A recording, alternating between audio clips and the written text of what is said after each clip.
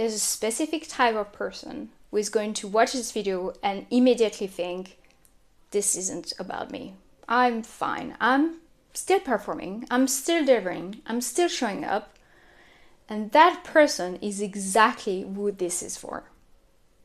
Welcome back to the channel. I am Virginie and this is Level Up with Virginie, where we talk about career growth, confidence and reinvention and everything in the middle. Now, let me start by asking you something. What does your Tuesday morning actually feels like? Not the version you would describe to a stranger. No. The real one. Let me walk you through this.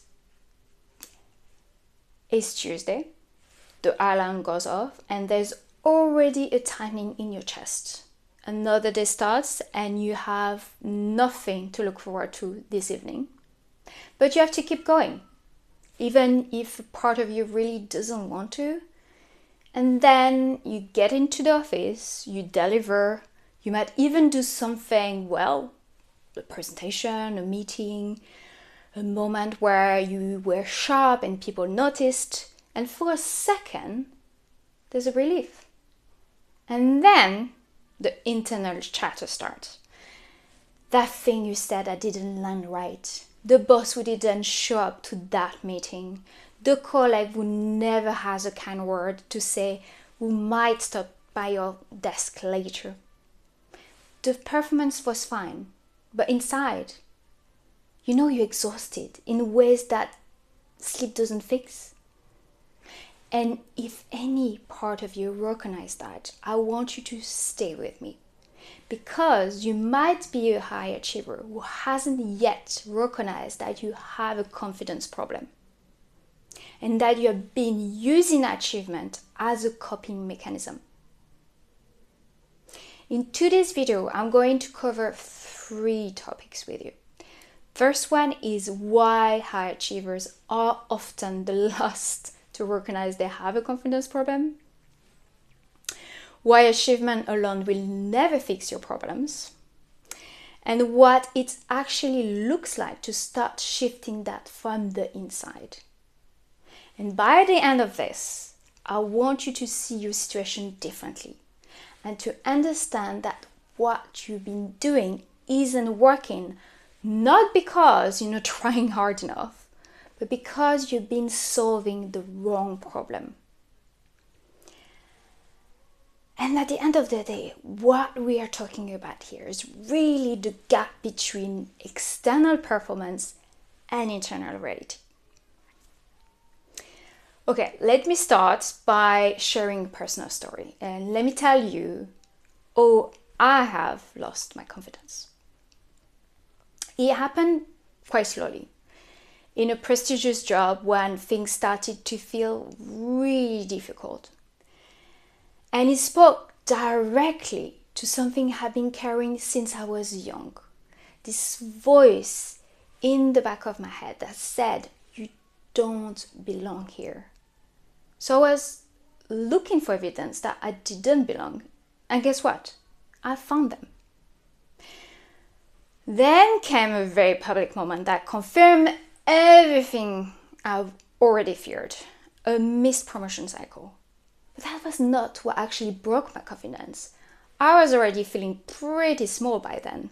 But it was the moment where I took what had happened to me and turned it into something about me. I turned one setback into a verdict. I decided I was someone who didn't deserve to be there. And after that, I did what I only knew. I kept going, kept showing up. From the outside, I was still doing well. I moved to a bigger part of the business. I got more responsibility. I even made a leap into luxury in John LVMH, my dream company. And I also remember one moment so clearly.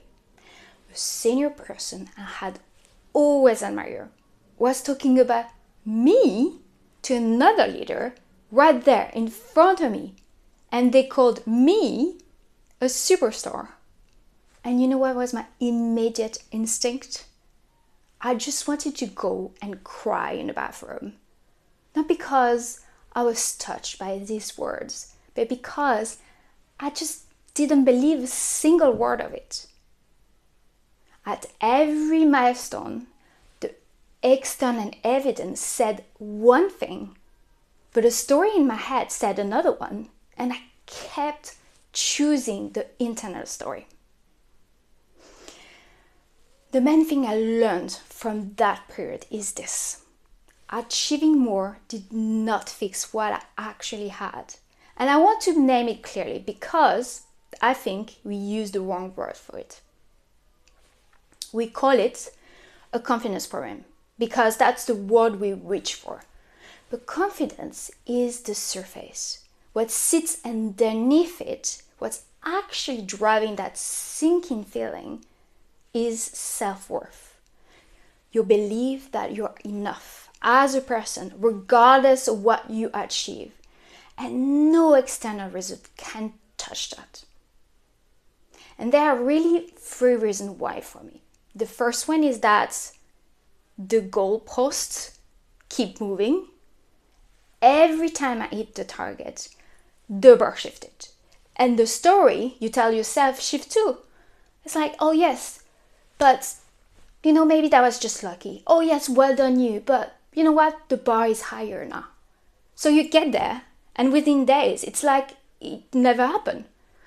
So I kept going after the next thing, telling myself, I will feel worthy when I get to that job, when I get to that industry. And then I got there, and the feeling didn't come. The second reason is that achievements address the output, not the belief. The problem was never what I was doing. It was what I believed about why I was doing it and what I felt I deserved. I know now that I was going after new goals so I could finally feel like I was enough. But I wasn't honest with myself about that at all. What I know now is that the story in your head has to change. First, you have to believe you deserve something before you get it. Not because someone tells you that you do, but because something has shifted inside of you. Otherwise, the achievement won't land or the relief won't last. And the third reason is that high achievers are rewarded for performing through it. The world gives you praise, promotion, recognition, and that confirm the strategy is working. Nobody tells you the costs. I value those things because my environment had always valued them, but none of it hit the way it should have because I hadn't yet learned to value something else. The sense of fulfillment and peace that come from being okay with yourself in the here and now, regardless of any outcome. Now, what I want to talk about is what a confidence program really looks like day to day. And I feel I already hint part of this, but I want you to see it clearly. And for that, I'm going to give you 4 examples to illustrate this. The first one is a confidence problem looks like getting the result and feeling nothing, or a relief that lasts a few days before the anxiety kicks back in. The second one is it looks like going out with friends and spending the whole time bracing for someone to ask you about work. And you already have prepared your answer in your head in advance. And you probably plan to say something very vague and positive. And if that day you decide to let someone see you, you cannot hold tears. And you probably apologize for it. The third one is it really looks like making big effort to carry conversation. Because if you can keep the focus off you, then you are safe. And the last example is it looks like your job title has become your entire identity. Even though you have life, hobbies, people you love, but you're running so empty that you cannot fully enjoy it. Secretly, you want help. but you're surrounded by confident, ambitious, high-achieving people, and you're not ready to be the one who admits they're struggling. None of this looks like a confidence problem from the outside, and that's why it stayed hidden for so long, even from yourself. The version of this that worries me most isn't the person who hits a wall and stops functioning. No. It's the person who is still showing up every single day, still performing, still delivering, still succeeding, while slowly disappearing on the inside. And if this is you, I see you, because that was me. Now let's move on to the last part and talk about the way out. I'm not going to give you a 5-step process here. I would rather you see things differently through what I've lived than hand you a framework. But I want to tell you what have changed for me. Not just how, but what it feels like since I've healed this. I feel lighter. That's the only word for it. Like I finally put down something I've been carrying for years. I have more energy, more capacity to handle whatever comes. I don't walk into a situation with my nervous system already on high alert. I'm less guarded, I'm less closed off with the people I love and with myself. And I can do more, not because I'm pushing harder, but because I'm not using so much energy holding everything together on the inside. And I have to be honest with you, that shift didn't come from another achievement. It came from finally looking at the story I was telling myself and deciding it wasn't mine anymore. The work isn't to achieve more or to prove the story wrong with more results. The work is to examine the story itself, where it came from, what is costing you, and whether it was ever actually true. So here's what I want you to take away from this video. Confidence problem doesn't always look the way you would expect. Sometimes it hides behind performance, behind achievement, behind someone who is still showing up every single day. And that's exactly why so many people never deal with it. Achievement alone will never fix it. Not because you're not trying hard enough, but because you have been solving the wrong problem. The goalposts keep moving. The belief never shifts. And more than that, the world keeps rewarding you for performing through it. And finally, what sits underneath the confidence problem is actually self-worth. You believe that you are enough, regardless of what you achieve. And that's the thing that has to change first, before the result, not because of them.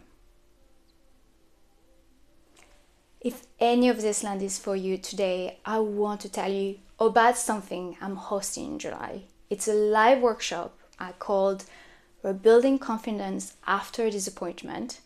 It's where we dive deeper into the topic and actually do the work together.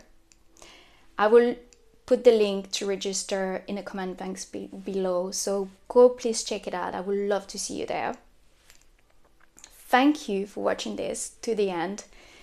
If this resonated, let me know in the comment box as always, and please share it with someone who needs to hear it today. Thank you again, and I will see you very soon. Bye. Thank you for joining me on the Level Up with Virginie channel. For more insight on how to build a life that is truly yours, be sure to subscribe